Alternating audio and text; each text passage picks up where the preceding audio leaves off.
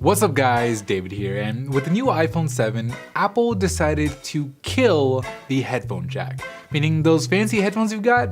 Yeah, they're not gonna work with the new iPhone unless you carry around an adapter. Now, this move has obviously upset a lot of people. There's a bunch of people ranting on social media, there's memes, there's conspiracy theories, and in general, it seems like people just can't understand why Apple would do such a thing. So in today's video, we're gonna look at all the information we have, and as fairly as we can, we're gonna try to determine the real reason why Apple decided to remove the headphone jack. But before we do, I want to give a big shout out to Braintree Payments for sponsoring today's video. So developing your own mobile app can be complex, but integrating your payment option no longer has to be. With Braintree, your business can accept nearly every type of payment from any device with just one integration. Everything from pesos to PayPal to Android Pay and whatever new payment option comes next. Braintree's simple, flexible SDKs make your job and your payments easier. Learn more at braintreepayments.com/phonebook. Alright, let's get right into it. So during the iPhone 7's press event, VP of Marketing Phil Schiller went on stage and positioned the audio jack as this old technology that's been around since the late 1800s. Now, this is a smart move by Apple by angling it in this way, as generally speaking, we all know that newer technology is better than old technology, and the reminder of just how old the audio jack really is kind of primed us to be a little bit more accepting to what they had to say next. But a technology being old in and of itself isn't a reason enough to kill it. So Apple went on to give us their 3 reasons why they decided to remove the headphone jack. We'll go ahead and take a look at each one by one to see how each reason stands up on its own. Let's hear the first one. So first, we've shown that we can use Lightning for our inbox headphones and to adapt all the older devices through analog interfaces. And it is a great connector for doing that, and there's a very large base of users who can all take advantage of it. So Apple's first reason to killing the headphone jack is that they've shown that headphones can be used via Lightning, like the ones that they've included in the box, and that they have an adapter that lets you still use your older analog headphones. As a supporting reason, this might work, but on its own, it's not a real reason.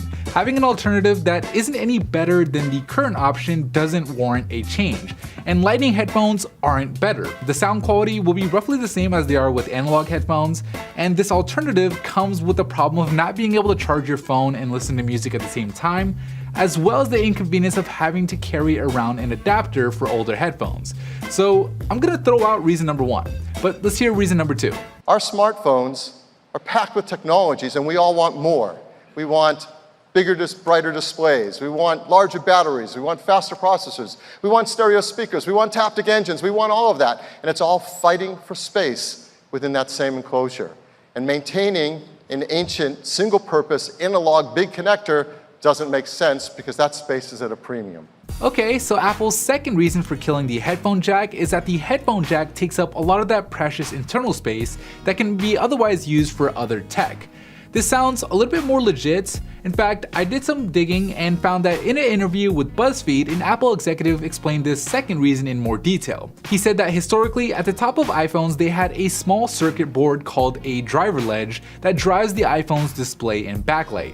But on the iPhone 7, this driver ledge interfered with the new larger camera systems. I'm imagining that this was more so a problem with the 7 Plus with this dual camera system taking up twice the space. So the Apple engineers tried moving the driver ledge lower on the phone, which then interfered with other components like the headphone jack. So according to Apple, they tried removing the headphone jack altogether, and what they found was by not having the headphone jack, it made it easier to install the new taptic engine, and there was also space for a 14% larger battery on the iPhone 7 and a 5% larger battery on the iPhone 7 Plus. And to top it off, they said that removing the headphone jack helped the iPhone 7 obtain the IP67 water and dust rating that Apple seriously needed to compete with Samsung. So yeah, this seems like a real reason. I mean, obviously there's going to be differences in opinion as to whether or not trading the headphone jack for a larger battery, the new taptic engine, and a dual lens camera system was worth it. I know that they said it helped also make the phone water resistant, but the Galaxy S7 is water resistant and it still has a headphone jack, so I'm not buying that part.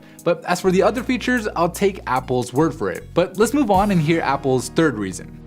And third, and I think this is most important of all, when you have a vision of how the audio experience can be, you want to get there as fast as you can and make it as great as it can be. And we do have a vision for how audio should work on mobile devices. And that takes us to our next feature, wireless. Okay, so Apple's third reason to killing the headphone jack is that Apple believes wireless is the future. In fact, there have been reports supporting this, showing that sales of Bluetooth headphones outnumber the sales of wired headphones. But again, while this may work as a supporting reason, by itself it isn't enough to be considered a real reason.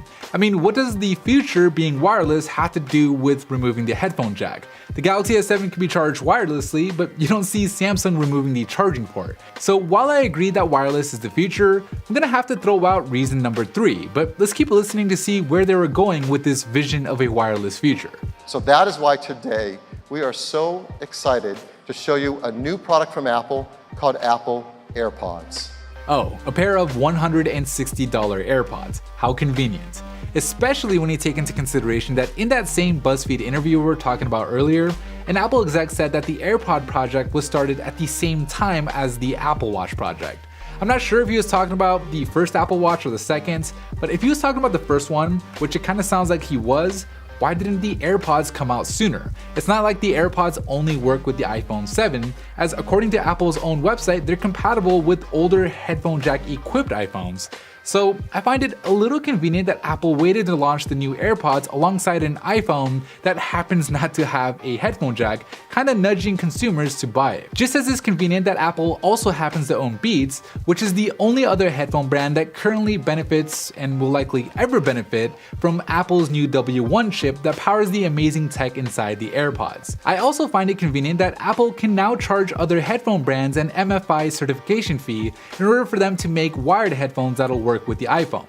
That's a huge market of people, and it'll definitely cut into third-party headphone makers' profit margins while simultaneously giving Beats even more money for celebrity endorsements. Now, there's technically nothing wrong with any of this. It's just good business. In fact, it's great business. Apple didn't spend $3 billion on Beats for nothing. But when you ask why Apple killed the headphone jack, out of the 3 reasons that Apple gave us, the only one that makes any real sense is freeing up internal space. And then there's that unstated business reason why Apple may have killed the headphone jack. So which one is the real reason? Honestly, I think it's a little bit of both, with freeing up the internal space probably being the bigger one, as a lot of the iPhone 7's key new features supposedly depended on removing the jack. But let me know what you guys think down below in the comments. Can you live without the headphone jack? Are the new features worth it to you? Or are you done with Apple and switching to Samsung? I'd love to hear what you guys think, but anyways, that is it for me in this video. Thank you guys for watching, and as always, I'll see you in the very next episode.